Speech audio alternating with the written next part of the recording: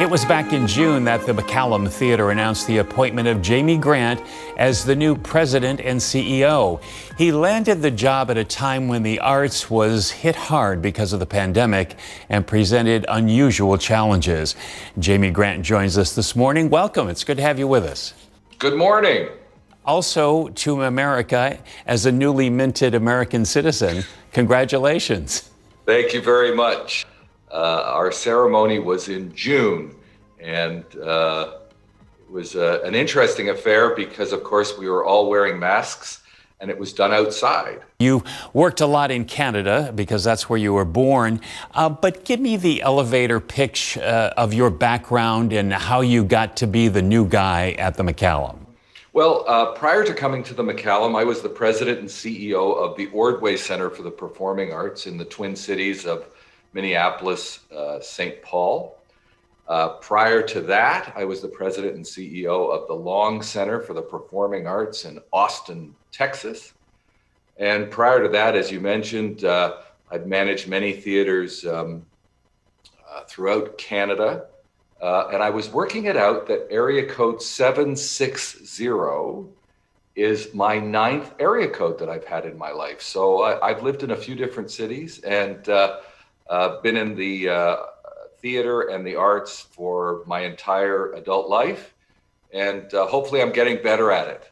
You got the job at a time when things came to a screeching halt.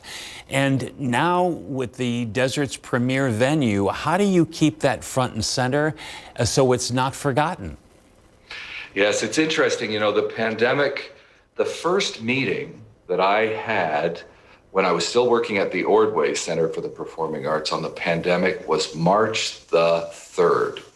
And we were trying to develop plans for what we were going to do about the pandemic. Well, March 11th, 2020 was the last public performance that happened at the McCallum Theater.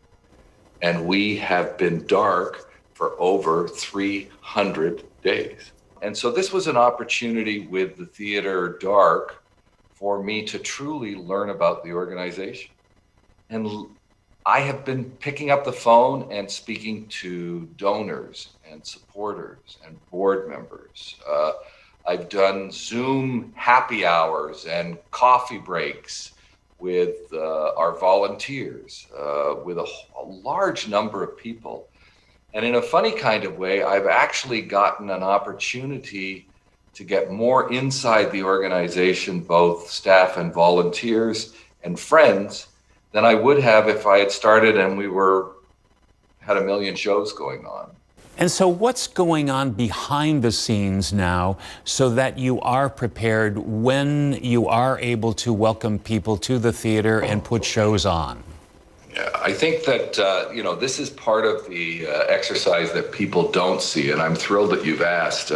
As you know, at the McCallum, we have one of the top-notch staffs in the country. And part of our work today has been staying plugged in to local, regional, statewide, national, and in fact, international institutions to look at how others are dealing with the pandemic and making sure that we are prepared for getting ready to reopen.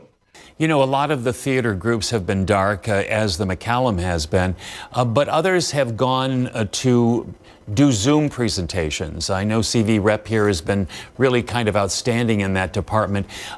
What about the McCallum? Have you thought about doing some Zoom activity in order to keep that venue alive in people's minds? We are currently doing some work with artists who were supposed to be in our season. And we will be announcing a new format to whet people's appetite for some of the things that we've been missing at the theater. And I expect that will happen in the coming weeks. Virtual programming isn't the same as live. The experience is fundamentally different. And it's not something that will ever replace live programming. So we are working on that. The other thing you need to know, Joe, is that our education program really hasn't slowed down one bit. And our education program has been doing virtual programs since September, October, and they will continue right through.